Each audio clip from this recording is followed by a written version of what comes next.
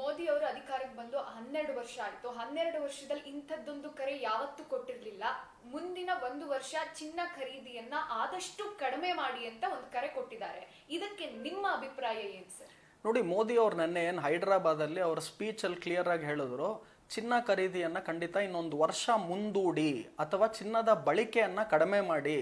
ಒಂದ್ ಕಡೆ ಚಿನ್ನದ ಖರೀದಿಯನ್ನ 1 ವರ್ಷ ಮುಂದೂಡೋದು ಮಾತಾಡಿದ್ರೆ, ಮತ್ತೊಂದು ಕಡೆ ಏನ್ ಹೇಳಿದ್ರು, ಕಚ್ಚಾ ತೈಲದ ಬಳಕೆಯನ್ನು ಕೂಡ ಕಡಿಮೆ ಮಾಡಿ. ನೀವು ಕಾರ್ಗಳಲ್ಲಿ ಓಡಾಡಿಕೊಂಡು ನೀವು ಕಚ್ಚಾ ತೈಲದ ಬಳಕೆಯನ್ನ ಜಾಸ್ತಿ ಮಾಡೋ ಬದಲು ಪಬ್ಲಿಕ್ ಟ್ರಾನ್ಸ್ಪೋರ್ಟೇಷನ್ ಸಿಸ್ಟಮ್ಸ್ಗಳು, ಮೆಟ್ರೋ ಆಗಿರ್ಬೋದು, ಬಸ್ಸಿನ ಪ್ರಯಾಣ ಆಗಿರ್ಬೋದು, ಈ ತರ ಮಾಡಿ. ಅಥವಾ ನಾನು ಕಾರಲ್ಲಿ ಹೋಗ್ಲೇಬೇಕು ಅಂತಿದ್ದಾಗ ಶೇರ್ಡ್ ವೆಹಿಕಲ್ಸ್ಗಳನ್ನು ಅಥವಾ ನೀವು 2-3 ಜನ ಒಟ್ಟಿಗೆ ಹೋಗುವ ಮುಖಾಂತರ ಕಚ್ಚಾ ತೈಲದ ಬಳಕೆಗಳನ್ನು ಕಡಿಮೆ ಮಾಡಿ. ಹಾಗೂ ಮೂರನೇ ಪ್ರಮುಖವಾಗಿ ಅವ್ರು ಏನು ಹೇಳಿದ್ರು, ನೀವು ಖಂಡಿತವಾಗ್ಲೂ ವಿದೇಶಿ ಪ್ರಯಾಣ ಹಾಗೂ ನಾವು ದುಂಡು ವೆಚ್ಚ ಮಾಡಿಕೊಂಡು ಡೆಸ್ಟಿನೇಷನ್ ವೆಡ್ಡಿಂಗ್ಸ್ ಅಂದ್ಬಿಟ್ಟು ಮದುವೆಗಳನ್ನು ಎಲ್ಲೋ ವಿದೇಶದಲ್ಲಿ ಮಾಡೋದು, ಭಾರಿ ಖರ್ಚು ಮಾಡೋದು, ಇದನ್ನು ಮಾಡಬೇಡಿ. ಏನಕ್ಕಿದು ಎಲ್ಲ ಹೇಳ್ತಾ ಇದ್ದಾರೆ ಅಂದರೆ, ಒಂದೇ ಪ್ರಮುಖ ಕಾರಣ ಏನು ಅಂದರೆ, ರೂಪಾಯಿನ ಮೌಲ್ಯ ಕುಸಿತ ಆಗ್ತಾ ಇದೆ. $1 ಹತ್ತತ್ರ 80 ರೂಪಾಯಿ, 82 ರೂಪಾಯಿ ಇದ್ದಿದ್ದು ಇವಾಗ $1 95 ಹೋಗಿದೆ. ಯಾವಾಗ ರೂಪಾಯಿನ ಮೌಲ್ಯ ಕುಸಿತವನ್ನ ಜಾಸ್ತಿ ಕಾಣುತ್ತೋ ದೇಶದ ಆರ್ಥಿಕ ಪರಿಸ್ಥಿತಿಗೆ ಅದು ನೆಗೆಟಿವ್ ಇಂಪ್ಯಾಕ್ಟ್ ಅನ್ನ ಕೊಡುತ್ತೆ. ಈಗಿರುವಂತಹ $1 ಏನು 95 ರೂಪಾಯಿ ಇದೆ, ಇದು ಬರುವ ದಿವಸಗಳಲ್ಲಿ 100 ರೂಪಾಯಿ ಆಯಿತು, 105 ರೂಪಾಯಿ ಆಯಿತು, 110 ರೂಪಾಯಿ ಆಯಿತು ಅಂದರೆ ಖಂಡಿತ ಅದು ಒಳ್ಳೆಯದಲ್ಲ ಆರ್ಥಿಕ ಪರಿಸ್ಥಿತಿಗೆ. ಹಾಗಾಗಿ ಖಂಡಿತವಾಗ್ಲೂ ನೀವು ಡಾಲರಿನ ಬಳಕೆ ಎಲ್ಲಾಗುತ್ತೆ ಅಂದರೆ, ನಾವು ಆಮದು ಮಾಡಿಕೊಂಡಾಗ ಅಥವಾ ಇಂಪೋರ್ಟ್ ಮಾಡಿಕೊಂಡಾಗ ಪೇಮೆಂಟನ್ನು ನಾವು ಡಾಲರಲ್ಲೇ ಕೊಡಬೇಕಾಗತ್ತೆ. ಸೊ ಎಲ್ಲೆಲ್ಲಿ ನಾವು ಡಾಲರಲ್ಲಿ ಪೇಮೆಂಟ್ ಕೊಡ್ತೀವಿ ಹಾಗೂ ಯಾವ ಯಾವ ಖರ್ಚುಗಳನ್ನು ಮಾಡದೇ ಇದ್ದರೆ ದೇಶಕ್ಕೇನು ನಷ್ಟ ಆಗೋದಿಲ್ಲ, ಅದನ್ನು ಖಂಡಿತ ಕಡಿಮೆ ಮಾಡ್ಕೊಳ್ಳಿ ಅಂತ ಹೇಳಿದ್ರೆ ಹೊರತು, ಈಗ ನಾವು ಮೆಡಿಸನ್ಸ್ಗಳನ್ನು ಇಂಪೋರ್ಟ್ ಮಾಡ್ತೀವಿ, ನೀವು ಅದನ್ನು ಕಡಿಮೆ ಮಾಡಿ, ಮೆಡಿಸನ್ ಇಂಪೋರ್ಟನ್ನು ಮಾಡಬೇಡಿ ಅಂತ ಅವ್ರು ಹೇಳ್ತಾ ಇಲ್ಲ. ಸೊ ಹಾಗಾಗಿ ನಾವು ಎಲ್ಲೆಲ್ಲಿ ಖರ್ಚುಗಳನ್ನು, ದುಂಡು ವೆಚ್ಚಗಳನ್ನು ವೇಸ್ಟ್ ಆಗಿ ಮಾಡ್ತಾ ಇದ್ದೀವಿ ಅದನ್ನು ಕಡಿಮೆ ಮಾಡಿ ಅಂತ ಹೇಳ್ತಾ ಇದ್ದಾರೆ. ಸೊ ಮುಖ್ಯವಾಗಿ ಎಸ್ಪೆಷಲಿ ಗೋಲ್ಡ್ ಬಗ್ಗೆನೇ ಮಾತನಾಡಬೇಕು ಅಂದರೆ, ಕಳೆದ ವರ್ಷ ಅಂದರೆ 2025-26ರಲ್ಲಿ ಭಾರತ ದೇಶ ಎಷ್ಟು ಚಿನ್ನವನ್ನ ಆಮದು ಮಾಡಿಕೊಂಡಿದೆ ಅಂತ ತಾವು ನೋಡೋದಾದರೆ, ಹತ್ತತ್ರ $72 ಬಿಲಿಯನ್ ಗೋಲ್ಡ್ ಅನ್ನ ನಾವು ಇಂಪೋರ್ಟ್ ಅಥವಾ ಆಮದು ಮಾಡ್ಕೊಂಡಿದ್ದೀವಿ. ರೂಪಾಯಿನ ಮೌಲ್ಯದಲ್ಲಿ ನಾವು ನೋಡೋದಾದ್ರೆ ಹತ್ತತ್ರ 7,000 ಕೋಟಿ ರೂಪಾಯಿಗಳನ್ನ ಕಳೆದ 1 ವರ್ಷ ಫಿನಾನ್ಷಿಯಲ್ ಇಯರ್ ಅಲ್ಲಿ ನಾವು ಗೋಲ್ಡ್ ಅನ್ನ ಇಂಪೋರ್ಟ್ ಮಾಡಿದ್ದೀವಿ. ಇದರಿಂದ ಏನಾಗಿದೆ ಅಂದ್ರೆ, ರೂಪಾಯಿನ ಮೌಲ್ಯದ ಮೇಲೆ ಒತ್ತಡ ಬಿದ್ದಿದೆ. ರೂಪಾಯಿನ ಮೌಲ್ಯ ಪ್ರತಿ ಡಾಲರ್ಗೆ 95ಕ್ಕೆ ಹೋಗಕ್ಕೆ ಕಾರಣ ಏನು ಅಂದ್ರೆ, ಮುಖ್ಯವಾಗಿ ಒಂದು ಕಚ್ಚಾ ತೈಲ, ಎರಡನೇದು ಚಿನ್ನದ ಆಮದು. ಹಾಗಾಗಿ ಚಿನ್ನದ ಆಮದುವನ್ನ ಕಡಿಮೆ ಮಾಡ್ಕೋಬೇಕು ನಾವು ಅಂದ್ರೆ, ಚಿನ್ನದ ಬಳಕೆಯನ್ನ ಖಂಡಿತವಾಗ್ಲೂ ಕಡಿಮೆ ಮಾಡಿ, ಜ್ಯುವೆಲ್ರಿಯನ್ನ 1 ವರ್ಷ ಅಟ್ಲೀಸ್ಟ್ ಖರೀದಿಯನ್ನ ಪೋಸ್ಟ್ ಬೋನ್ ಮಾಡಿ. ಹಂಗಂತ ನಾವು ಮದುವೆಗೆ ಹಂಗಂದ್ರೆ ತಾಳಿ ಉಪಯೋಗಿಸ್ಲೇಬಾರ್ದ, ಹಂಗಂತ ನಾವು ಯಾವ್ದಾನ ಶುಭ ಕಾರ್ಯಗಳಿಗೆ ಚಿನ್ನ ಬಳಕೆನೆ ಮಾಡಬಾರ್ದ. 1 ಗ್ರಾಮ್ ಚಿನ್ನದಲ್ಲಿ ನೀವು ತಾಳಿ ಮಾಡಬಹುದು, ಕೆಜಿ ಗಟ್ಲೆ ಚಿನ್ನವನ್ನ ಮೈ ಮೇಲೆ ಹಾಕೊಂಡು ಮದುವೆ ಮಾಡಿ ಅಂತ ಎಲ್ಲೂ ಕೂಡ ಹೇಳಿಲ್ಲ. ಸೊ ಹಾಗಾಗಿ ಅವ್ರು ಏನ್ ಹೇಳ್ತಾ ಇದ್ದಾರೆ, ಮಿತವಾಗಿ ಬಳಸಿರಿ, ಇನ್ನೊಂದು ವರ್ಷ ಆದ್ಮೇಲೆ ಬೇಕಾದ್ರೆ ಯಥೇಚ್ಛವಾಗಿ ಖರೀದಿ ಮಾಡಿ. ಯಾಕಂದ್ರೆ ಇವಾಗ ಯುದ್ಧ ನಡೀತಾ ಇದೆ, ಇದು ಯಾವಾಗನ ಬೇಕಾದ್ರೆ ಎಂಡ್ ಆಗ್ಬೋದು, ಅದು ಇನ್ನೊಂದು ವಾರ ಆಗ್ಬೋದು, 10 ದಿವಸ ಆಗ್ಬೋದು, 1 ತಿಂಗಳೇ ಆಗ್ಬೋದು. ಸೊ ನೀವು ಇಂತಹ ಸಮಯದಲ್ಲಿ ಕಚ್ಚಾ ತೈಲದ ಬಳಕೆಯನ್ನ ಕಡಿಮೆ ಮಾಡಿ, ಚಿನ್ನದ ಖರೀದಿಯನ್ನ ಕಡಿಮೆ ಮಾಡಿ, ಜೊತೆಗೆ ಹೊರದೇಶದ ಪ್ರಯಾಣಗಳನ್ನ ಮಾಡಿಕೊಂಡು ದುಂದು ವೆಚ್ಚ ಏನ್ ಮಾಡ್ತೀರಾ ಅದನ್ನ ಕಡಿಮೆ ಮಾಡಿ ಅಂತ ಹೇಳಿದ್ದಾರೆ. ಖಂಡಿತವಾಗ್ಲೂ ಇದು ಒಳ್ಳೆ ಕರೆ ಅಂತಾನೆ ನಾನು ಹೇಳ್ತೀನಿ. ಸರ್, ಮೋದಿ ಅವರ ಹೇಳಿಕೆ ಕೇಳಿದ ತಕ್ಷಣ ಪ್ರತಿಯೊಬ್ಬರಿಗೂ ಅನ್ಸೋದು, ಓಕೆ 1 ವರ್ಷ ತ್ಯಾಗ ಮಾಡೋದ್ರಿಂದ ಏನು ವ್ಯತ್ಯಾಸ ಆಗಲ್ಲ, ತ್ಯಾಗ ಮಾಡಬಹುದು, ಆದ್ರೆ ಚಿನ್ನ ಖರೀದಿ ಕಡಿಮೆ ಮಾಡೋದ್ರಿಂದ ನಮ್ಮ ದೇಶಕ್ಕೆ ಹೇಗ್ ಲಾಭ ಆಗತ್ತೆ ಅಂತ ಸಿಂಪಲ್ ಆಗಿ ಹೇಳೋದಾದ್ರೆ ಸರ್? ನೋಡಿ, ಕಳೆದ ವರ್ಷ ನಾನು ಈಗ ತಾನೇ ಹೇಳದಂಗೆ 7,000 ಕೋಟಿ ರೂಪಾಯಿಗಳ ಚಿನ್ನದ ಆಮದುವನ್ನ ನಾವು ಮಾಡ್ಕೊಂಡಿದ್ದೀವಿ. ಈ ಚಿನ್ನದ ಆಮದವನ್ನ ನಾವು ಕಡಿಮೆ ಮಾಡಿದ್ರೆ, ಈಗ 7,000 ಕೋಟಿ ಏನು ಇಂಪೋರ್ಟ್ ಬಿಲ್ ಮೇಲೆ ಹೊರೆ ಬಿತ್ತು, ಅದೇನಾನ ಇವಾಗ 2,000 ಕೋಟಿನೇ ಅಷ್ಟೇ ಆಯ್ತು ಅಂದ್ರೆ ಅವಾಗ ಏನಾಗುತ್ತೆ, ರೂಪಾಯಿನ ಮೌಲ್ಯದಲ್ಲಿ ಚೇತರಿಕೆ ಆಗುತ್ತೆ, ಡಾಲರಿನ ಮೌಲ್ಯದಲ್ಲಿ ಕುಸಿತ ಆಗುತ್ತೆ. ಈಗಿರುವ $1 95 ರೂಪಾಯಿ ಏನಿದೆ, ಅದು $1 90 ರೂಪಾಯಿ, 85 ರೂಪಾಯಿ, 80 ರೂಪಾಯಿ, ಈ ತರ ರೂಪಾಯಿನ ಮೌಲ್ಯ ವೃದ್ಧಿ ಆಗುತ್ತೆ, ಡಾಲರಿನ ಬೆಲೆ ಖಂಡಿತವಾಗ್ಲೂ ಕಡಿಮೆ ಆಗುತ್ತೆ. ಸೊ ಇದಕ್ಕೆ ನಾವು ಚಿನ್ನದ ಖರೀದಿಯನ್ನ ಕಡಿಮೆ ಮಾಡ್ಕೊಳೋದ್ರಿಂದ ಇಂಪೋರ್ಟ್ ಬಿಲ್ ಅಥವಾ ಆಮದು ಶುಲ್ಕದ ಮೇಲೆ ಖಂಡಿತವಾಗ್ಲೂ ಇಂಪೋರ್ಟ್ ಬಿಲ್ ಮೇಲೆ ಹೊಡೆತ ಕಡಿಮೆ ಆಗುತ್ತೆ. ಸೊ ಹಾಗಾಗಿ ಚಿನ್ನದ ಖರೀದಿಯನ್ನ ಕಡಿಮೆ ಮಾಡಿ ಅಂತ ಅವ್ರು ಹೇಳ್ತಾ ಇದ್ದಾರೆ 1 ವರ್ಷಕ್ಕೋಸ್ಕರ. ಇದು ಬಿಟ್ಬಿಟ್ಟು ಅವ್ರೇನಾನ ನೀವು ಊಟ ಮಾಡೋದನ್ನ ಕಡಿಮೆ ಮಾಡಿ, ಅಥವಾ ನೀವು ತ್ಯಾಗ ಮಾಡಬೇಕು, ಅಥವಾ ನಾವು ಪೆಟ್ರೋಲ್ ಡೀಸೆಲ್ ಬೆಲೆ ಎಷ್ಟೇ ಜಾಸ್ತಿ ಆದ್ರೂ ಪರವಾಗಿಲ್ಲ, ನೀವು ಚೆನ್ನಾಗಿ ದುಂಡು ವೆಚ್ಚ ಮಾಡಿಕೊಂಡು ನೀವೆಲ್ಲ ಕಡೆ ತಿರುಗಾಡ್ಕೊಂಡು ಆರಾಮಾಗಿ ಕಾರಲ್ಲೇ ಇರಿ ಅಂತ ಹೇಳಿದಾಗ ಏನಾಗುತ್ತೆ, ಅಮೆರಿಕ ದೇಶದಲ್ಲೇನೆ ಕಚ್ಚಾ ತೈಲದ ಬೆಲೆಗಳು, ಅವರು ಅಮೆರಿಕ ದೇಶ ಬೇರೆ ದೇಶಗಳಿಗೆ ಎಕ್ಸ್ಪೋರ್ಟ್ ಮಾಡುತ್ತೆ ಪೆಟ್ರೋಲ್ ಡೀಸೆಲ್ ಅನ್ನ, ಅವ್ರ ದೇಶದಲ್ಲೇನೆ ಯುದ್ಧ ನಡೀತಾ ಇರೋದ್ರಿಂದ 40% ಕಚ್ಚಾ ತೈಲದ ದರಗಳು ಅಮೆರಿಕ ದೇಶದಲ್ಲಿ ಜಾಸ್ತಿ ಆಗಿದೆ. ನಮ್ಮ ದೇಶದಲ್ಲಿ ಇನ್ನೂ ಆಗಿಲ್ಲ 40-50%. ಜೊತೆಗೆ ನೀವೇನಾನ ಶ್ರೀಲಂಕಾ, ಪಾಕಿಸ್ತಾನ್, ಬಾಂಗ್ಲಾದೇಶ್ ಇಲ್ಲೆಲ್ಲ ನೋಡ್ಬಿಟ್ರೆ 100%ಗೂ ಜಾಸ್ತಿ ಆಲ್ರೆಡಿ ಕಚ್ಚಾ ತೈಲದ ಬೆಲೆಗಳಲ್ಲಿ ಏರಿಕೆ ಆಗಿದೆ. ಇದು ಯಾಕಾಗಿದೆ ಅಂದ್ರೆ ಮೋದಿ ಅವರಿಂದಾಗಿದೆ ಅಥವಾ ರಾಹುಲ್ ಗಾಂಧಿಯಿಂದಾಗಿದೆ ಅಂತಲ್ಲ. ಅಂತಾರಾಷ್ಟ್ರೀಯ ಮಾರುಕಟ್ಟೆಯಲ್ಲಿ ಯುದ್ಧ ನಡೀತಿರೋದ್ರಿಂದ ಈ ಟ್ರಂಪ್ನ ಮೂರ್ಖತನ ಏನಿದೆ ಅದರಿಂದ, ಹಾಗೂ ಆ ಟ್ರಂಪಿನ, ಇರಾನಿನ, ಇಸ್ರೇಲಿನ ಈ ಯುದ್ಧದಿಂದ ಖಂಡಿತವಾಗ್ಲೂ ಕಚ್ಚಾ ತೈಲದ ಬೆಲೆಗಳು $60 ಪ್ರತಿ ಬ್ಯಾರೆಲ್ಗೆ 3 ತಿಂಗಳ ಹಿಂದೆ ಇದ್ದಿದ್ದು ಇವಾಗ $100-120 ಪ್ರತಿ ಬ್ಯಾರೆಲ್ಗಾಗಿದೆ. ಅಂದ್ರೆ ಕಳೆದ 3 ತಿಂಗಳಲ್ಲಿ ಹತ್ತತ್ರ 80-100% ಏರಿಕೆ ಕಚ್ಚಾ ತೈಲದಲ್ಲಿ ಕೇವಲ 3 ತಿಂಗಳಿಂದ ಆಗಿದೆ. ಸೊ ಹಾಗಾಗಿ ಕಚ್ಚಾ ತೈಲದ ಬಳಕೆಯನ್ನ ಕಡಿಮೆ ಮಾಡಿ, ಚಿನ್ನದ ಬಳಕೆಯನ್ನ ಕಡಿಮೆ ಮಾಡಿ, ಹೊರದೇಶದ ಪ್ರಯಾಣಗಳನ್ನ ಕಡಿಮೆ ಮಾಡಿ, ಇದರಿಂದ ರೂಪಾಯಿನ ಮೌಲ್ಯದ ಕುಸಿತ ಏನಿದೆ ಅದು ಖಂಡಿತವಾಗ್ಲೂ ಕಡಿಮೆ ಆಗುತ್ತೆ. ಹಾಗಾಗಿ ಇದನ್ನ ಮಾಡಿ ಅಂತ ಕೇಳ್ತಾ ಇದ್ದಾರೆ. ಸರ್, ನೀವು ಹೇಳ್ತಾ ಇದ್ರಿ ಬೇರೆ ಬೇರೆ ದೇಶಗಳಲ್ಲಿ ಕಚ್ಚಾ ತೈಲ 100% ಏರಿಕೆ ಆಗಿದೆ, ನಮ್ಮ ಭಾರತದಲ್ಲಿ ತೀರಾ ಕಡಿಮೆ ಏರಿಕೆ ಆಗಿರೋದು. ಈ ಮೋದಿ ಕರೆಗೂ ಮುಂದಿನ ದಿನಗಳಲ್ಲಿ ಮೆಂಟಲಿ ನಮ್ಮನ್ನ ಪ್ರಿಪೇರ್ ಮಾಡ್ತಾ ಇದ್ದಾರೆ, ಅಂದ್ರೆ ಬೆಲೆ ಏರಿಕೆ ಆಗತ್ತೆ ಅಂತ ಮೆಂಟಲಿ ಪ್ರಿಪೇರ್ ಮಾಡೋ ತರ ಇದೆಯಾ ಅಂತ ಅನ್ಸುತ್ತೆ ಸರ್ ನಿಮ್ಗೆ? ಖಂಡಿತ. ನೋಡಿ, ನನ್ನ ಪ್ರಕಾರ ಇಲ್ಲಿ ಮೆಂಟಲ್ ಪ್ರಿಪರೇಷನ್ ಅಥವಾ ಮೋದಿ ಪ್ಲಾನ್ ಮಾಡಿ ಮಾಡ್ತಿದ್ದಾರೆ ಅನ್ನೋದು ನಾನು ಒಪ್ಪೋದಿಲ್ಲ. ಏನಕ್ಕೆ ಅಂದ್ರೆ ಕಚ್ಚಾ ತೈಲದ ಬೆಲೆಗಳೇನಾನ ಅಂತಾರಾಷ್ಟ್ರೀಯ ಮಾರುಕಟ್ಟೆಯಲ್ಲಿ ಕಡಿಮೆ ಇದ್ದಿ ಮೋದಿ ಇಂಥ ಕರೆ ಕೊಟ್ಟಿದ್ದಿದ್ರೆ ಓಕೆ, ಮೆಂಟಲಿ ಪ್ಲಾನ್ ಮಾಡ್ತಾ ಇದ್ದಾರೆ ಅಂತ ನಾನು ಹೇಳ್ತೀನಿ. ನನ್ನ ಪ್ರಕಾರ ಈಗ ಎಲೆಕ್ಷನ್ ಇರಲಿ ಬಿಡ್ಲಿ, ರಿಸಲ್ಟ್ ಬರಲಿ ಬಿಡ್ಲಿ, ಆಲ್ರೆಡಿ ಕಚ್ಚಾ ತೈಲದ ಬೆಲೆಗಳು ಈ ಯುದ್ಧ ಶುರುವಾದಾಗಿಂದನೂ ಕೂಡ ಹತ್ತತ್ರ 80-100% ಏರಿಕೆ ಆಗಿರೋದ್ರಿಂದ ಯಾವಾಗಲೂ ಆಲ್ರೆಡಿ ಪೆಟ್ರೋಲ್ ಡೀಸೆಲ್ ದರಗಳನ್ನು ಅವ್ರು ಏರಿಸಬೇಕಿತ್ತು. ಆದರೆ ಮೋದಿ ಸರ್ಕಾರ ಈ ಯುದ್ಧ ಬೇಗ ಮುಗಿಬೋದು, ಟ್ರಂಪ್ಗೆ ದೇವ್ರು ಒಳ್ಳೆ ಬುದ್ಧಿ ಕೊಡ್ಬೋದು, ಹಾಗಾಗಿ ಯುದ್ಧ ಬೇಗ ಮುಗಿದ್ರೆ ಕಚ್ಚಾ ತೈಲದ ಬೆಲೆಗಳು ಕಡಿಮೆ ಆಗ್ಬೋದು ಅಂತ ಅನೇಕ ದಿವಸ ಕಾಯ್ದರು. ಆ ಹೊರೆಯನ್ನ ಸರ್ಕಾರದ ಮೇಲೆ ತಗೊಂಡ್ರು, ಆಯಿಲ್ ಮಾರ್ಕೆಟಿಂಗ್ ಕಂಪನೀಸ್ಗಳ ಮೇಲೆ ಆ ಹೊರೆಯನ್ನ ಕೊಟ್ಟರು. ಆದರೆ ಈ ಯುದ್ಧ ನಿಲ್ಲುವ ಸಂದರ್ಭಗಳು, ಲಕ್ಷಣಗಳು ಕಾಣದೇ ಇರೋದ್ರಿಂದ ಈಗ ಇಂಥ ಕರೆಯನ್ನ ಕೊಟ್ಟಿದ್ದಾರೆ.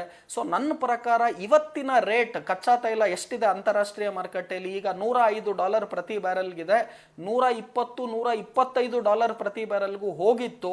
ಸೊ ನನ್ನ ಪ್ರಕಾರ ಈಗ ಆಲ್ರೆಡಿ ಇರುವಂತಹ ಏರಿಕೆ ಏನಿದೆ ಅದರಿಂದ, ಅಂತಾರಾಷ್ಟ್ರೀಯ ಮಾರುಕಟ್ಟೆಯಲ್ಲಿ ಏನು ಏರಿಕೆ ಆಗಿದೆ ಅದರಿಂದ $25-30 ಪ್ರತಿ ಲೀಟರ್ ಪೆಟ್ರೋಲ್ ಡೀಸೆಲ್ ಏರಿಕೆ ಆಗಬೇಕು.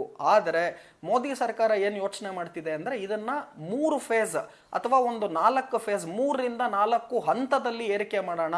ಒಂದು ಸಲಕ್ಕೆ ನಾವು ಒಟ್ಟಿಗೆ $25-30 ಏರಿಕೆ ಮಾಡಿದ್ರೆ ಸರಿ ಇರೋದಿಲ್ಲ. ನಾವೊಂದು $10-12 ಏರಿಕೆಯನ್ನ ಮೊದಲನೇ ಹಂತದಲ್ಲಿ ಮಾಡಿ, ಇನ್ನೊಂದು 15 ದಿವಸ, 1 ತಿಂಗಳಾದ್ಮೇಲೆ ತಿರ್ಗಾ ಇನ್ನೊಂದು $10-15 ಏರಿಕೆ ಮಾಡಿ, ಈ ತರ ಹಂತ ಹಂತವಾಗಿ ಏರಿಕೆ ಮಾಡುವ ಪರಿಸ್ಥಿತಿಯನ್ನ ಯೋಚನೆ ಮಾಡ್ತಿದೆ ಸರ್ಕಾರ ಖಂಡಿತವಾಗ್ಲೂ. ಸೊ ನನ್ನ ಪ್ರಕಾರ ಇವತ್ತಿಂದ ಯಾವತ್ತಾನ ಇನ್ನೊಂದು ವಾರದ ಒಳಗಡೆ, ಅದು ಇವತ್ತೇ ಆಗ್ಬೋದು, ನಾಳೆ ಆಗ್ಬೋದು, ಇನ್ನೊಂದು ವಾರದ ಒಳಗಡೆ ಆಗ್ಬೋದು, ನನ್ನ ಪ್ರಕಾರ $10-15 ಏರಿಕೆ ಪೆಟ್ರೋಲ್ ಡೀಸೆಲ್ ದರಗಳಲ್ಲಿ ಯಾವಾಗ ಬೇಕಾದರೂ, ಯಾವ ಕ್ಷಣದಲ್ಲಿ ಬೇಕಾದರೂ ಏರಿಕೆ ಆಗೇ ಆಗುತ್ತೆ, ಆಗುವ ಸಂದರ್ಭಗಳು ಜಾಸ್ತಿ ಕಾಣ್ತಾ ಇದೆ.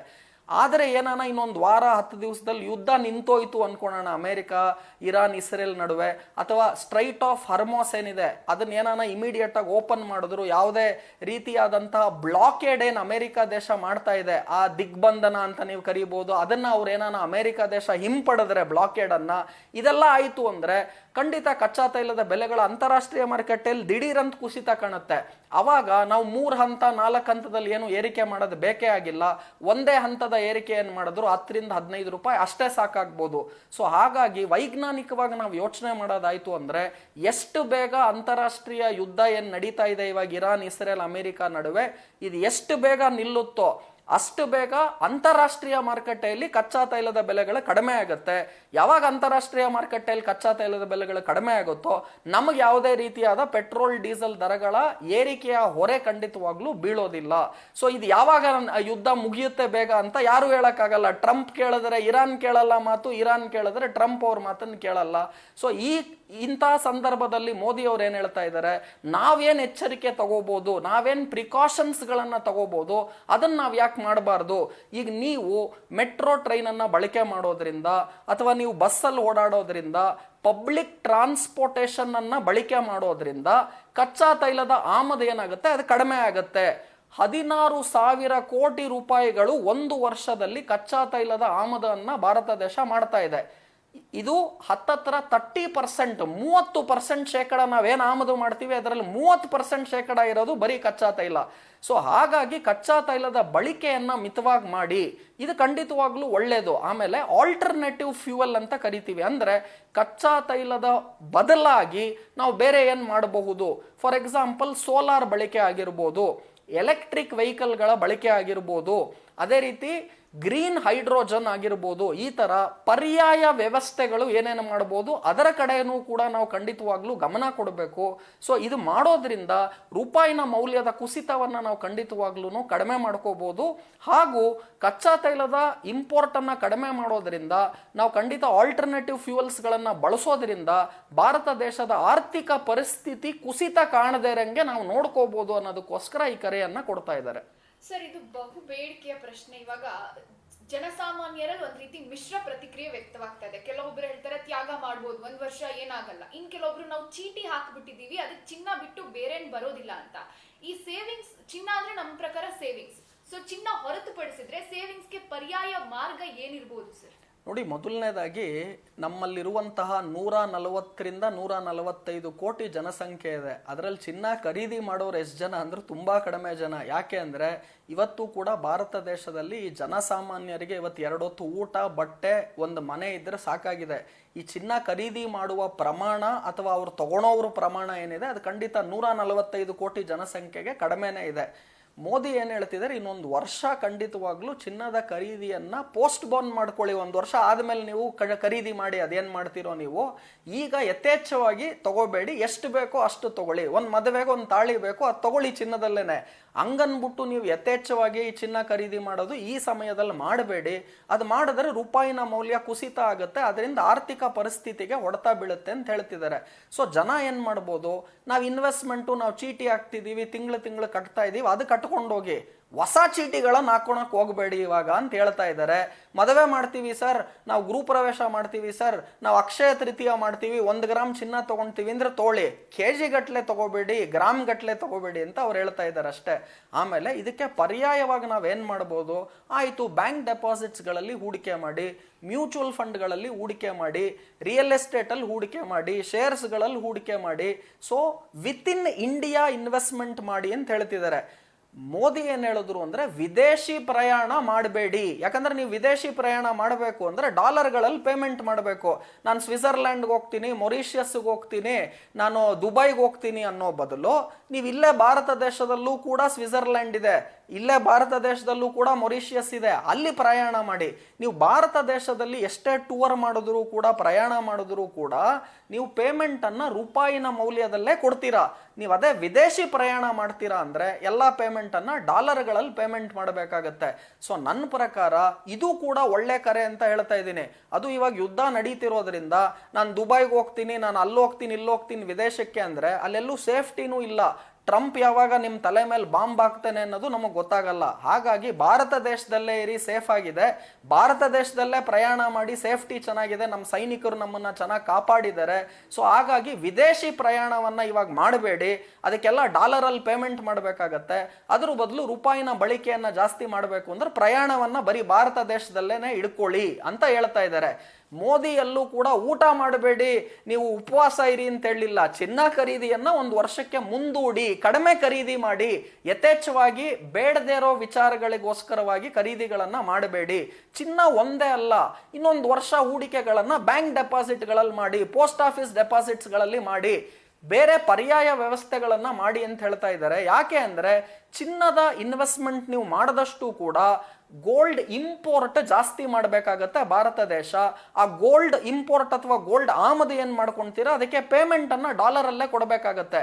ಕಳೆದ ವರ್ಷ ಗೋಲ್ಡ್ ಇಂಪೋರ್ಟ್ ಎಷ್ಟಾಗಿದೆ ಅಂದ್ರೆ $72 ಬಿಲಿಯನ್ ಗೋಲ್ಡ್ ಇಂಪೋರ್ಟ್ ಅನ್ನ ಮಾಡಿದ್ದಾರೆ. ಅಂದ್ರೆ ಹತ್ತತ್ರ 7,000 ಕೋಟಿ ರೂಪಾಯಿಗಳ ಚಿನ್ನದ ಆಮದು ಕಳೆದ ವರ್ಷ 2025-26ರಲ್ಲಿ ಆಗಿದೆ. ಇಷ್ಟೊಂದು ಗೋಲ್ಡ್ ಇಂಪೋರ್ಟ್ ನಾವು ಯಾಕೆ ಮಾಡಬೇಕು? ಅದರ ಬದಲಾಗಿ ಇನ್ನೊಂದು ಸ್ವಲ್ಪ ನಾವು ಗೋಲ್ಡ್ ಇಂಪೋರ್ಟ್ ಗಳನ್ನ ಕಡಿಮೆ ಮಾಡ್ಕೊಳೋದ್ರಿಂದ ರೂಪಾಯಿನ ಮೌಲ್ಯದಲ್ಲಿ ವೃದ್ಧಿ ಆಗತ್ತೆ. ಡಾಲರ್ ಬೆಲೆಗಳ ಏನ್ ವೃದ್ಧಿ, ರೂಪಾಯಿನ ಮೌಲ್ಯ ಕುಸಿತ ಏನಾಗ್ತಾ ಇದೆ ಅದನ್ನ ತಡೆಗಟ್ಟೋದಕ್ಕೋಸ್ಕರ ಇಂತಹ ನೀತಿಗಳು ಖಂಡಿತವಾಗ್ಲೂ ಬೇಕಾಗತ್ತೆ. ಸರ್, ಭಾರತ ಚಿನ್ನ ಖರೀದಿ ಮಾಡೋದ್ರಲ್ಲಿ ಮುಂಚೂಣಿ ದೇಶ. ಇದು ಈ ಒಂದು ಮೋದಿ ಅವರ ಕರೆ ಏನಾಗುತ್ತೆ, ಜಾಗತಿಕ ಮಟ್ಟದಲ್ಲಿ ಚಿನ್ನದ ಬೆಲೆಯಲ್ಲಿ ಏನಾದ್ರೂ ಏರುಪೇರಾಗತ್ತಾ, ಏರಿಕೆ ಆಗತ್ತಾ ಚಿನ್ನದ ಬೆಲೆ ಅಂತ? ನೋಡಿ, ಅನೇಕ ಜನ ಏನ್ ಅನ್ಕೊಂತಾರೆ ಅಂದ್ರೆ ಈ ತರ ಮೋದಿ ಕರೆ ಕೊಟ್ಟಿರೋದ್ರಿಂದ ಮುಂದಿನ ದಿನಗಳಲ್ಲಿ ದಿಢೀರ್ ಅಂತ ಚಿನ್ನ ಬೆಳ್ಳಿ ದರಗಳಲ್ಲಿ ಏರಿಕೆ ಆಗ್ಬಿಡುತ್ತೆ, ನಾವ್ ಇವಾಗ್ಲೇ ಹೋಗಿ ಖರೀದಿ ಮಾಡ್ಬಿಡೋಣ. ಇನ್ ಕೆಲವ್ರು ಏನ್ ಯೋಚನೆ ಮಾಡ್ತಾರೆ, ಪೆಟ್ರೋಲ್ ಡೀಸೆಲ್ ದರಗಳು ಕೂಡ ಇಮಿಡಿಯೇಟ್ ಆಗಿ ಏರಿಕೆ ಆಗ್ಬಿಡುತ್ತೆ, ಮೋದಿ ಅವರಿಂದ ಜನಸಾಮಾನ್ಯರಿಗೆ ಬರೆ ಬೀಳ್ತಾ ಇದೆ ಅಂತ ಎಲ್ಲರೂ ಕೂಡ ಮಾತಾಡ್ಬಿಟ್ಟು ಏನ್ ಮಾಡ್ಬಿಡ್ತಾರೆ, ಇಮಿಡಿಯೇಟ್ ಆಗಿ ಎಲ್ಲಾ ಪೆಟ್ರೋಲ್ ಡೀಸೆಲ್ಗಳನ್ನ ಕ್ಯಾನ್ಗಳಲ್ಲಿ, ಬೈಕ್ಗಳಲ್ಲಿ, ಕಾರ್ಗಳಲ್ಲಿ ತುಂಬಿಸ್ಕೊಂಡ್ಬಿಡೋಣ ಅಂತ. ನಾವೇನು ಅರ್ಥ ಮಾಡ್ಕೋಬೇಕು, ನೀವು ಇದೆಲ್ಲ ತುಂಬಿಸಿದ್ರು ಕೂಡ ಒಂದು ಲಿಮಿಟ್, ಒಂದು ಕೆಪಾಸಿಟಿ ಅನ್ನೋದು ಇದ್ದೇ ಇರುತ್ತೆ. ಇದು ಮೋದಿ ಮಾಡಿರುವಂತಹ ಗೊಂದಲ ಅಲ್ಲ, ಅಂತಾರಾಷ್ಟ್ರೀಯ ಮಾರುಕಟ್ಟೆಯಲ್ಲಿ ಟ್ರಂಪು, ಇರಾನು, ಇಸ್ರೇಲು ಮಾಡಿರುವಂತಹ ಗೊಂದಲ. ಸೊ ಇಂತಹ ಸಮಯದಲ್ಲಿ ಇಡೀ ವಿಶ್ವವೇ ತತ್ತರಿಸಿ ಹೋಗಿದೆ ಈ ಯುದ್ಧದಿಂದ. ಭಾರತ ದೇಶ ಮಾತ್ರ ಅಲ್ಲ, ಇರಾನು, ಇಸ್ರೇಲು, ಅಮೆರಿಕ ನಡುವೆ ಯುದ್ಧ ಇದ್ರೂ ಕೂಡ ನಮ್ಮ ಮೇಲೆ ಯಾಕೆ ಎಫೆಕ್ಟ್ ಆಗ್ತಾ ಇದೆ ಅಂದ್ರೆ, ಕಚ್ಚಾ ತೈಲವನ್ನ ನಾವು ಆಮದು ಮಾಡ್ಕೊಂತೀವಿ, ಇವ್ರು 3 ಜನ ಕಿತ್ತಾಡೋದ್ರಿಂದ ಕಚ್ಚಾ ತೈಲದ ಬೆಲೆಗಳು ಏರಿಕೆ ಆಗಿದೆ. ಅದರಿಂದ ನಮಗೆ ಕಚ್ಚಾ ತೈಲದ ಬೆಲೆಗಳಲ್ಲಿ ಏರಿಕೆಯನ್ನ ನಾವು ಕಾಣ್ತಾ ಇದ್ದೀವಿ. ಆಮೇಲೆ ನಾಳೆ ಬೆಳಿಗ್ಗೆ ನಾವು ಪೆಟ್ರೋಲ್ ಡೀಸೆಲ್ ಬಳಕೆಯನ್ನು ಸಂಪೂರ್ಣವಾಗಿ ನಿಲ್ಲಿಸ್ಬಿಡೋಣ, ಎಲ್ಲರೂ electric vehicles, solar energy, hydrogen energy, LPG ಬಳಕೆ, ಈ ಥರ ನಾವು ಇಮಿಡಿಯೇಟ್ ಆಗಿ ಶಿಫ್ಟ್ ಆಗೋದಕ್ಕಾಗೋದಿಲ್ಲ. ಹಾಗೂ ಕೂಡ ನಾನು ಮೋದಿ ಸರ್ಕಾರಕ್ಕೂ ಏನು ಹೇಳ್ತಾ ಇದ್ದೀನಿ, ಖಂಡಿತವಾಗ್ಲೂ ನಮ್ಮ ದೇಶದಲ್ಲೇನೆ ಕೂಡ ಏನು ನಾವು ಎನರ್ಜಿಯನ್ನ ಜಾಸ್ತಿ ಪ್ರೊಡ್ಯೂಸ್ ಮಾಡ್ಬೋದು, ಅಥವಾ ಎಲ್ಲಿ ಸೃಷ್ಟಿ ನಮ್ಮ ದೇಶದಲ್ಲೇ ನಾವು ಸ್ವಾವಲಂಬನೆ ಆಗಬೇಕು, ಸೆಲ್ಫ್ ಡಿಪೆಂಡೆಂಟ್ ಆಗಬೇಕು ಅಂದ್ರೆ ಏನೇನು ಮಾಡಬೇಕು ಅದನ್ನು ಖಂಡಿತವಾಗ್ಲೂ ಮಾಡಲಿ. ಹಾಗೂ ಆಲ್ಟರ್ನೇಟಿವ್ ಫ್ಯೂಯಲ್ಸ್ಗಳಿದೆ, ಅದಕ್ಕೂ ಕೂಡ ಖಂಡಿತವಾಗ್ಲೂ ಒತ್ತನ್ನು ಈಗ ಆಲ್ರೆಡಿ ಕೊಡ್ತಾ ಇದ್ದಾರೆ, ಮುಂದಿನ ದಿನಗಳಲ್ಲಿ ಇನ್ನಷ್ಟು ಕೊಡಲಿ. ಹಾಗೂ ನಾನು ಬರೀ ಇಲ್ಲಿ ಮೋದಿ ಅವ್ರ ಬಗ್ಗೆ ಹೇಳಲ್ಲ, ರಾಹುಲ್ ಗಾಂಧಿ ಬಗ್ಗೆ ಹೇಳಲ್ಲ, ಎಲ್ಲರೂ ಕೂಡ ಕಚ್ಚಾ ತೈಲವನ್ನು ಮಿತವಾಗಿ ಬಳಸೋದ್ರಿಂದ ದೇಶಕ್ಕೆ ಅದು ಒಳ್ಳೆಯದು. ನೀವು ಜಾಸ್ತಿ ದುಡ್ಡನ್ನು ಉಳಿತಾಯ ಮಾಡ್ತೀರಾ, ಇದರಿಂದ ನಿಮ್ಮ ಫ್ಯಾಮಿಲಿ ಗ್ರೋ ಆಗೋದಕ್ಕೂ ಇದು ಕಾರಣ ಆಗತ್ತೆ. ಸೊ ಮೋದಿ ಅವರು ಈಗೇನು ಕರೆ ಕೊಡ್ತಿದ್ದಾರೆ ಅದನ್ನು ಪಾಲನೆ ಮಾಡಿದ್ರೆ ನಿಮಗೆ ಆರ್ಥಿಕ ಪರಿಸ್ಥಿತಿ ನಿಮಗೆ ಚೆನ್ನಾಗಾಗತ್ತೆ. ಇಲ್ಲ, ಪೆಟ್ರೋಲ್ ಡೀಸೆಲ್ ರೇಟ್ 150 ರೂಪಾಯಿ ಆಗಲಿ ಬಿಡು, 200 ರೂಪಾಯಿ ಆಗಲಿ ಬಿಡು, ನನಗೇನ ಬೇಕು, ನಾನು ನನ್ನ ಪಾಡಿಗೆ ಚಿನ್ನ ಖರೀದಿ ಮಾಡ್ಕೊಂಡು ಹೋಗ್ತೀನಿ, ಇಲ್ಲ ಮುಂದಿನ ಪೀಳಿಗೆಗೆ ಸಾಲದ ಹೊರೆ ಜಾಸ್ತಿ ಆಗಲಿ, ಮೋದಿ ಅವರು ವಿದೇಶಿಯಿಂದೆಲ್ಲ ಖಂಡಿತ ಸಾಲ ಮಾಡ್ಕೊಂಡ್ಬಿಟ್ಟು ಪೆಟ್ರೋಲ್ ಡೀಸೆಲ್ ರೇಟ್ಗಳು ಇಷ್ಟೇ ಇರಲಿ, ನಮ್ಮ ಮಕ್ಕಳು ಮೊಮ್ಮಕ್ಕಳಿಗೆ ತೊಂದರೆ ಆದರೂ ಮುಂದಿನ ಪೀಳಿಗೆಗೆ ಹಾಳಾದರೂ ಪರವಾಗಿಲ್ಲ, ನಾನು ಚೆನ್ನಾಗಿರ್ತೀನಿ ಅಂದರೆ ಆವಾಗ ನೀವು ಈ ಥರ ವಾದಗಳನ್ನು ಖಂಡಿತವಾಗ್ಲೂ ಮಾಡ್ಬೋದು. ಸೊ ನನ್ನ ಪ್ರಕಾರ ಈಗೇನು ಮೋದಿ ಕರೆ ಕೊಟ್ಟಿದ್ದಾರೆ ಇದು ಖಂಡಿತವಾಗ್ಲೂ ಒಂದು ಒಳ್ಳೆಯ ಇನಿಷಿಯೇಟಿವ್. ಇದಕ್ಕೆ ಎಲ್ಲರೂ ಕೂಡ ಕೈ ಜೋಡಿಸ್ಬಿಟ್ಟು ನಿಮ್ಮ ಆರ್ಥಿಕ ಪರಿಸ್ಥಿತಿಗೆ, ನಿಮ್ಮ ದೇಶದ ಸದೃಢತೆಗೆ ಇದನ್ನ ಮಾಡಿ ಅಂತ ಕೇಳ್ತಾ ಇದ್ದಾರೆ. ಸೊ ಮಾಡಿದ್ರೆ ಒಳ್ಳೆಯದು, ಇಲ್ಲ ನಾನು ಮಾಡೋದಿಲ್ಲ, ನಾನು ಈಗ ಹೆಂಗಿದೆ ಹಂಗೆ ಮುಂದುವರಿಸ್ಕೊಂಡು ಹೋಗ್ತೀನಿ ಅಂದರೆ ಅದರಿಂದ ನಷ್ಟ ನಿಮಗೆ ಅನ್ನೋದನ್ನ ನಾನು ಹೇಳ್ತಾ ಇದ್ದೀನಿ. ಸೊ ಹಾಗಾಗಿ ಕಚ್ಚಾ ತೈಲದ ಬಳಕೆ ಮಿತವಾಗಿ ಮಾಡಿದಷ್ಟು ಒಳ್ಳೆಯದು. ಹಾಗೂ ಚಿನ್ನದ ಖರೀದಿಯನ್ನ ಕಡಿಮೆ ಮಾಡಿ ಇನ್ನೊಂದು ವರ್ಷಕ್ಕೆ ಅಷ್ಟರೊಳಗಡೆ ಖಂಡಿತ ಯುದ್ಧ ನಿಂತೇ ನಿಲ್ಲುತ್ತೆ. ಹಾಗೂ ಅದರ ಜೊತೆಗೆ ಬೇರೆ ಪರ್ಯಾಯ ಇನ್ವೆಸ್ಟ್ಮೆಂಟ್ಸ್ಗಳು, ಈಗ ನಾನು ಹೇಳ್ದಂಗೆ bank deposit, post office deposits, mutual fund, share, real estate, ಈ ಥರ ಬೇರೆ ಕಡೆ ಖಂಡಿತವಾಗ್ಲೂ ಹೂಡಿಕೆಗಳನ್ನು ನೀವು ಮಾಡಬಹುದು. ಇದರಿಂದ ರೂಪಾಯಿನ ಮೌಲ್ಯ ಖಂಡಿತವಾಗ್ಲೂ ಅದೇನು ಕುಸಿತ ಕಾಣ್ತಾ ಇದೆ ಅದು ಕಡಿಮೆ ಆಗುತ್ತೆ. ಹಾಗೂ ವಿದೇಶಿ ಟೂರ್ಗಳನ್ನು ಮಾಡೋ ಬದಲು, ದುಂಡು ವೆಚ್ಚಗಳನ್ನು ಮಾಡೋ ಬದಲು ಭಾರತ ದೇಶವೇ ತುಂಬಾ ಚೆನ್ನಾಗಿರುವಂತಹ ಜಾಗಗಳಿದೆ, ಇಲ್ಲೇ ನೀವು ಪ್ರಯಾಣ ಮಾಡಿ. ಹಾಗಾಗಿ ಡಾಲರ್ ಬಳಕೆ ಕಡಿಮೆ ಆಗುತ್ತೆ. ಸೊ ವಿದೇಶಿ ಪ್ರಯಾಣ ಹಾಗೂ ಈ ದುಂಡು ವೆಚ್ಚ ಏನ್ ಮಾಡ್ತಿದ್ದೀರಾ ಅದನ್ನ ಖಂಡಿತ ಕಡಿಮೆ ಮಾಡೋದು ಒಳ್ಳೇದು ಅಂತ ಮೋದಿ ಕರೆ ಕೊಟ್ಟಿದ್ದಾರೆ. ಸರ್, ಒಂದು ಮೋದಿ ಹೇಳಿಕೆ ಒಂದ್ ಕಡೆ ಇಡೋಣ, ಮತ್ತೊಂದು ಭಾಗದಲ್ಲಿ ಚಿನ್ನ ಮಾರಾಟಗಾರರ ಪರಿಸ್ಥಿತಿಯನ್ನು ಕೂಡ ಯೋಚನೆ ಮಾಡಬೇಕು. ಅವ್ರದ್ದು ಬಿಸ್ನೆಸ್ ಇದೆ, ಅವರಿಗೆ ಕೇಂದ್ರ ಸರ್ಕಾರ ಯಾವ ರೀತಿ ಸಹಕಾರಿಯಾಗಿರ್ಬೇಕು ಅಂತ ಅನ್ಸುತ್ತೆ ಸರ್? ನೋಡಿ ಮೇಡಮ್, ಪ್ರತಿಯೊಂದು ನಿರ್ಧಾರಕ್ಕೆ ಅದರದೇ ಆದಂತಹ ಬೆನಿಫಿಟ್, ಅಡ್ವಾಂಟೇಜಸ್ಗಳಿರುತ್ತೆ, ಹಾಗೂ ಡ್ರಾಬ್ಯಾಕ್ ಮತ್ತೆ ಡಿಸ್ಅಡ್ವಾಂಟೇಜ್ಗಳು ಇರುತ್ತೆ. ಸೊ ಈಗ ಮೋದಿ ಈ ತರ ಕರೆ ಕೊಟ್ಟಾಗ ಚಿನ್ನದ ವ್ಯಾಪಾರಿಗಳಿಗೆ ಇದು ನೆಗೆಟಿವ್ ಎಫೆಕ್ಟ್ ಅಂದ್ರೆ ಖಂಡಿತ ನೆಗೆಟಿವ್ ಎಫೆಕ್ಟು. ಈಗ ಅಲ್ಲಿ ಅನೇಕ ಜನ ಅಕ್ಸಾಲಿಗರಿದ್ದಾರೆ, ಚಿನ್ನ ಕೆಲಸ ಮಾಡೋರಿದ್ದಾರೆ, ಅವ್ರಿಗೆಲ್ಲ ಇದರಿಂದ ಹೊಡೆತ ಬೀಳುತ್ತಾ? ಖಂಡಿತ ಒಂಚೂರು ಹೊಡೆತ ಬೀಳುತ್ತೆ. ಆದರೆ ದೇಶಕ್ಕೋಸ್ಕರ ಅವರು ಇದನ್ನ ತಗೋಬೇಕು ಅಂತಲೂ ಕೂಡ ನಾನು ಹೇಳ್ತಾ ಇದ್ದೀನಿ. ಆದರೆ ಇನ್ನೊಂದು ಮಾತು ಕೂಡ ಹೇಳ್ತೀನಿ, ಕಳೆದ 1.5-2 ವರ್ಷದಲ್ಲಿ ಚಿನ್ನ ಬೆಳ್ಳಿ ಎಲ್ಲ ವ್ಯಾಪಾರಿಗಳು ಚೆನ್ನಾಗಿ ದುಡ್ಡು ಮಾಡಿದ್ದಾರೆ. ಯಾಕಂದ್ರೆ 150-200% ಏರಿಕೆ ಚಿನ್ನ ಬೆಳ್ಳಿಯಲ್ಲಿ ಆಗಿದೆ ಕಳೆದ 1.5-2 ವರ್ಷದಲ್ಲಿ. ಅಷ್ಟೊಂದು ಅವ್ರು ದುಡ್ಡು ಮಾಡದ ಮೇಲೆ ಒಂಚೂರು ಹೊರೆಯನ್ನ ಇವಾಗ ತಗೊಂಡ್ಲಿ. ಈಗ ನಾನು ಕೂಡ ಹೇಳ್ಬೋದು, ಇದೆಲ್ಲ ಮಾಡೋದ್ರಿಂದ ಶೇರ್ ಮಾರ್ಕೆಟ್ ಬೀಳ್ತಾ ಇದೆ, ನಮ್ಮ ಇಂಡಸ್ಟ್ರಿಗೂ ತುಂಬಾ ತೊಂದರೆ ಆಗ್ತಾ ಇದೆ, ಮೋದಿ ಮಾಡಿರೋದೆಲ್ಲ ತಪ್ಪು, ಇದರಿಂದ ಶೇರ್ ಮಾರ್ಕೆಟ್ ಬಿದ್ದೋಗಿರೋದ್ರಿಂದ ನಮಗ್ ಪ್ರಾಬ್ಲಮ್ ಆಗಿದೆ. ನೀವು ಆಲ್ರೆಡಿ ಅನೇಕ ಜನ ಚಿನ್ನ ಬೆಳ್ಳಿ ವ್ಯಾಪಾರಿಗಳು, ಶೇರ್ ಮಾರ್ಕೆಟ್ ಅವ್ರು ಚೆನ್ನಾಗಿ ದುಡ್ಡು ಮಾಡ್ಕೊಂಡಿದ್ದೀರಾ. ಇವತ್ತು ಸಾಮಾನ್ಯ ಜನಕ್ಕೋಸ್ಕರ ಈ ತರ ಮೋದಿ ಕರೆ ಕೊಟ್ಟಿರೋದ್ರಿಂದ ನಿಮ್ಗೊಂಚೂರು ದಿವಸ ಒಂಚೂರು ತೊಂದರೆ ಆಗತ್ತೆ ಅಂದ್ರೆ ಖಂಡಿತ ಅದನ್ನ ತಗೊಳೋಣ. ಆಲ್ರೆಡಿ ಲಾಸ್ಟ್ 1.5-2 ವರ್ಷದಲ್ಲಿ 150%, 200% ಚಿನ್ನ ಬೆಳ್ಳಿ ರೇಟ್ ಮೇಲ್ಗಡೆ ಹೋದಾಗ ಎಲ್ಲಾ ಚಿನ್ನದ ವ್ಯಾಪಾರಿಗಳು ಚೆನ್ನಾಗಿ ದುಡ್ಡು ಮಾಡಿದ್ದಾರೆ. ಕೋವಿಡ್ ಆದ ನಂತರ ಶೇರ್ ಮಾರ್ಕೆಟ್ 3-4 ವರ್ಷ ಎಷ್ಟು ಚೆನ್ನಾಗಿ ಮೇಲೋಯ್ತು. ಎಲ್ಲ ಶೇರ್ ಮಾರ್ಕೆಟ್ ಅವಾಗ ಯಾರ್ಯಾರು ಕೋವಿಡ್ ಆದ ನಂತರ ಹೂಡಿಕೆ ಮಾಡಿದ್ರು ಅವರು ಚೆನ್ನಾಗಿ ದುಡ್ಡು ಮಾಡಿದ್ರು. ಈಗ ಒಂಚೂರು ದಿವಸ ನಿಮ್ಗೊಂಚೂರು ಹೊಡೆತ ಬೀಳ್ಬಹುದು. ಅದು ಖಂಡಿತ ಆಗೇ ಆಗುತ್ತೆ. ಎಲ್ಲರಿಗೂ ಕೂಡ ನಾವು ಬೆನಿಫಿಟ್ ಅನ್ನೇ ಕೊಡಬೇಕು ಅಂದ್ರೆ ಆ ಥರ ಯಾವುದು ಸ್ಟ್ರಾಟಜಿಯನ್ನ ತಗೊಳೋದಕ್ಕೆ ಆಗೋದೇ ಇಲ್ಲ. ಹಾಗಾಗಿ ಖಂಡಿತ ಚಿನ್ನದ ವ್ಯಾಪಾರಿಗಳಿಗೆ ಒಂಚೂರು ಪೆಟ್ಟು ಬೀಳುತ್ತೆ. ಶೇರ್ ಮಾರ್ಕೆಟ್ ಇವಾಗ ಈ ತರ ಬೀಳ್ತಾ ಇದೆ. ಬಜೆಟ್ ನಲ್ಲಿ ಸೆಕ್ಯೂರಿಟಿ ಟ್ರಾನ್ಸಾಕ್ಷನ್ ಟ್ಯಾಕ್ಸ್ ಅನ್ನ ಏರಿಕೆ ಮಾಡಿದ್ರು, ಅದರಿಂದ ಶೇರ್ ಮಾರ್ಕೆಟ್ ಬಿತ್ತು. ಶೇರ್ ಮಾರ್ಕೆಟ್ ಹೊಡ್ತಾ ಬಿತ್ತ ಅಂದ್ರೆ ಹೌದು, ಶೇರ್ ಮಾರ್ಕೆಟ್ ಅಲ್ಲಿ ಇರುವ ಬ್ರೋಕರ್ಸ್ ಗಳಾಗಿರ್ಬೋದು ಅಥವಾ ಅಲ್ಲಿ ಟ್ರೇಡಿಂಗ್ ಮಾಡೋರ್ಗೂ ಹೊಡ್ತಾ ಬಿತ್ತು. ದೇಶಕ್ಕೋಸ್ಕರ ನಾವು ಒಂಚೂರು ಹೊಡ್ತಾ ತಗೊಳೋದ್ರಿಂದ ಏನ್ ತೊಂದರೆ ಆಗೋದಿಲ್ಲ. ಜನಸಾಮಾನ್ಯರಿಗೆ ಇದರಿಂದ ಒಳ್ಳೇದಾಗ್ತಾ ಇದೆ. ಪೆಟ್ರೋಲ್ ಡೀಸೆಲ್ ದರಗಳಲ್ಲಿ ಭಾರಿ ಪ್ರಮಾಣದ ಏರಿಕೆ ಆಗ್ಲಿಲ್ಲ. ಅಮೆರಿಕ ದೇಶದಲ್ಲಿ 50% ಏರಿಕೆ ಪೆಟ್ರೋಲ್ ಡೀಸೆಲ್ ಅಲ್ಲಿ ಈಗ ಆಲ್ರೆಡಿ ಆಗೋಗಿದೆ. ಪಾಕಿಸ್ತಾನ, ನೀವು ಅಫ್ಘಾನಿಸ್ತಾನ, ಬಾಂಗ್ಲಾದೇಶ, ಶ್ರೀಲಂಕಾ ಎಲ್ಲ ತಗೊಂಡ್ರೆ 100-200% ಇನ್ಕ್ರೀಸ್ ಆಗಿದೆ. ನಮ್ಮ ದೇಶದಲ್ಲಿ 10-15% ಇನ್ಕ್ರೀಸ್ ಆದ್ರೆ ಅದನ್ನ ಇವಾಗ ಏನ್ ನಡೀತಾ ಇದೆ ಅಂತಾರಾಷ್ಟ್ರೀಯ ಮಾರುಕಟ್ಟೆಯಲ್ಲಿ ಯುದ್ಧ, ಅದಕ್ಕೋಸ್ಕರ ನಮಗಾಗ್ತಿರುವ ಇಂಪ್ಯಾಕ್ಟ್ ಖಂಡಿತವಾಗ್ಲೂ ಕಡಿಮೆ ಕಂಪೇರ್ ಟು ಅದರ್ಸ್ ಅಂತ ನಾನು ಹೇಳ್ತೀನಿ.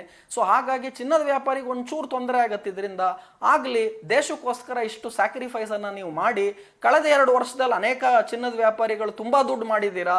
ಅದನ್ನ ಒಂಚೂರು ಇದನ್ನ ಡೊನೇಷನ್ ಅಂತ ತಿಳ್ಕೊಳ್ಳಿ ಇಂಥ ಟೈಮಲ್ಲಿ, ಅಥವಾ ಚಾರಿಟಿ ಅಂತ ತಿಳ್ಕೊಳ್ಳಿ. ಇಂಥ ಸಮಯದಲ್ಲಿ ಕೈ ಜೋಡಿಸೋದು ಒಳ್ಳೇದೇ ಹೊರತು ಈ ತರ ನೆಗೆಟಿವ್ ಆಗಿ ನಾವು ಇದರಿಂದ ಇಂಪ್ಯಾಕ್ಟ್ ಆಗೋಯ್ತು, ಮೋದಿ ಡಿಸಿಷನ್ ರಾಂಗು ಈ ತರ ಮಾತಾಡೋದ್ರಿಂದ ನನ್ನ ಪ್ರಕಾರ ನೆಗೆಟಿವಿಟಿ ಆಗತ್ತೆ ಹೊರತು ಪ್ರಯೋಜನ ಏನು ಅದರಿಂದ ಆಗೋದಿಲ್ಲ.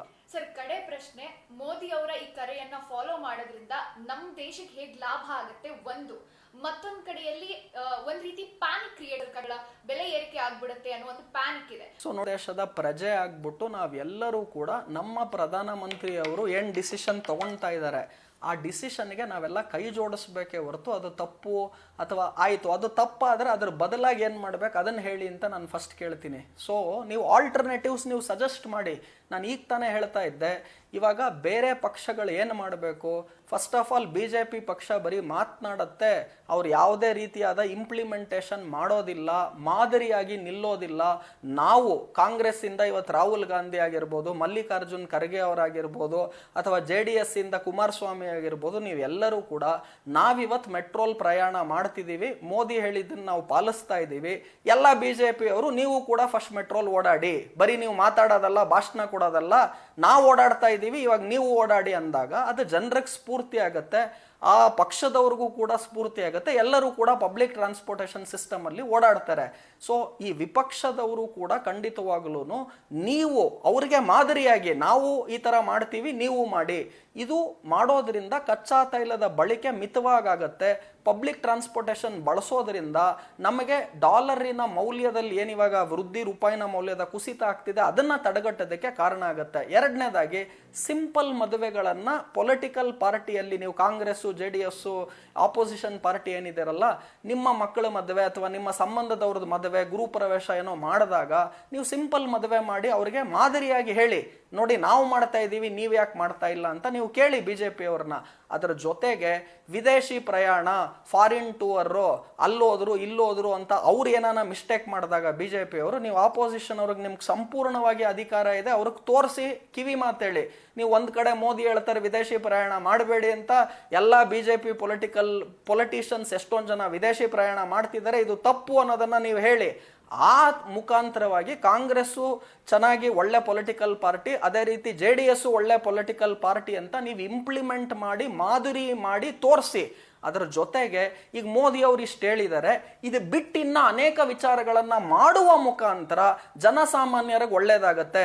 ಬರೀ ನಾವು ಚಿನ್ನ ಖರೀದಿ ಮಾಡೋದನ್ನ ಕಡಿಮೆ ಮಾಡಿಬಿಟ್ರೆ, ಕಚ್ಚಾ ತೈಲದ ಬಳಕೆ ಕಡಿಮೆ ಮಾಡಿಬಿಟ್ರೆ, ಅಥವಾ ನಾವು ವಿದೇಶಿ ಪ್ರಯಾಣ ಕಡಿಮೆ ಮಾಡಿಬಿಟ್ರೆ ಆಗೋದಿಲ್ಲ. ಇದು ಮಾಡಿ, ಇದ್ರ ಜೊತೆಗಿನ್ನ ಏನೇನು ಮಾಡಬಹುದು ಅದನ್ನ ನೀವು ಐಡೆಂಟಿಫೈ ಮಾಡಿ. ನೀವು ನನಗೆ ಕೇಳಿದ್ರೆ ನಾನು ಇನ್ನ ಮೆಷರ್ಸ್ಗಳನ್ನು ಬೇಕಾದ್ರೆ ಇನ್ನೊಂದು 10 ಮೆಷರ್ ಹೇಳ್ತೀನಿ, ಇದು ಬಿಟ್ಟು ಇನ್ನೇನೇನು ಮಾಡಿದ್ರೆ ಒಳ್ಳೇದಾಗತ್ತೆ ಅನ್ನೋದನ್ನ ಹೇಳ್ತೀನಿ. ಅದನ್ನ ನೀವು ತೋರಿಸ್ಕೊಡಿ. ಮಾಡುವ ಮುಖಾಂತರ ಈ ತರ ನೀವು ಖಂಡಿತವಾಗಿ ಜನ ಏನ್ ಹೇಳ್ತಾರೆ, ವೆರಿ ಗುಡ್ ಅಪ್ಪ, ನಮ್ಮ ಆಪೋಸಿಷನ್ ಪಾರ್ಟಿಯವರು ಸ್ಟ್ರಾಂಗ್ ಆಗಿದ್ದಾರೆ, ಅವರು ಮಾಧುರಿಯಾಗಿ ಬಿಜೆಪಿ ಅವರು ತೋರಿಸ್ತಾ ಇದ್ದಾರೆ ಈ ತರ ಮಾಡಿ ಅಂತ ಜನರು ಕೂಡ ನಿಮ್ ಪಾರ್ಟಿನ ಕಾಂಗ್ರೆಸ್ ಅನ್ನ JDS ಅನ್ನ ಖಂಡಿತವಾಗ್ಲೂ ಇಷ್ಟ ಬೀಳ್ತಾರೆ. ಸೊ ಅದು ಬಿಟ್ಬಿಟ್ಟು ಮೋದಿ ಅವ್ರು ಏನೇ ಹೇಳಿದ್ರು ಅವ್ರು ಮಾಡ್ತಿರೋ ತಪ್ಪು ಆಯ್ತು, ಅವ್ರು ಮಾಡ್ತಿರೋ ತಪ್ಪಾದ್ರೆ ಸರಿ ಏನು ಅಂತ ಹೇಳಿ ನೀವು ಮಾದರಿಯಾಗಿ ಅವ್ರಿಗೆ, ಆಮೇಲೆ ಅವ್ರು ನಿಮ್ಮನ್ನು ಫಾಲೋ ಮಾಡ್ತಾರೆ. ಸೊ ಹಾಗಾಗಿ ಇಲ್ಲಿ ನಮಗೆ ಬೆಕ್ಕು ಇಲಿಯನ್ನ ಹಿಡಿಬೇಕು. ನನಗೆ ಬೆಕ್ಕು ಬಿಳಿಬೇಕೋ ಕರಿಬೇಕೋ ಮುಖ್ಯ ಅಲ್ಲ, ಬೆಕ್ಕು ಇಲಿ ಹಿಡಿಬೇಕು. ಇಲಿ ಅಂದ್ರೇನು? ಕರಪ್ಷನ್ನು. ನಮ್ಮ ದೇಶ ಮುಂದುವರಿಬೇಕು, ಸಾಮಾನ್ಯ ಜನರಿಗೆ ಬೆನಿಫಿಟ್ ಆಗಬೇಕು, ಪ್ರಜೆಗಳಿಗೆ ಒಳ್ಳೇದಾಗಬೇಕು. ಈ ಕೆಲಸವನ್ನ ರಾಹುಲ್ ಗಾಂಧಿ ಮಾಡಲಿ, ದೇವೇಗೌಡರು ಮಾಡಲಿ, ಕುಮಾರಸ್ವಾಮಿ ಮಾಡಲಿ, ಮೋದಿ ಮಾಡಲಿ, ಅದನ್ನು ನಾನು ಖಂಡಿತವಾಗ್ಲೂ ಅಪ್ರಿಷಿಯೇಟ್ ಮಾಡ್ತೀನಿ. ಸೊ ಪೊಲಿಟಿಕಲ್ ಪಾರ್ಟಿ ಇಂಥ ಟೈಮಲ್ಲಿ ನೀವು ಪೊಲಿಟಿಕಲ್ ಫೈಟಲ್ಲಿ ಇರೋ ಬದಲು ದೇಶಕ್ಕೋಸ್ಕರ ನಾವೇನು ಮಾಡ್ಬೋದು, ಸಾಮಾನ್ಯ ಜನರಿಗೋಸ್ಕರ ಏನು ಮಾಡ್ಬೋದು, ಅದರ ಕಡೆ ಲಕ್ಷ್ಯ ಕೊಡಿ.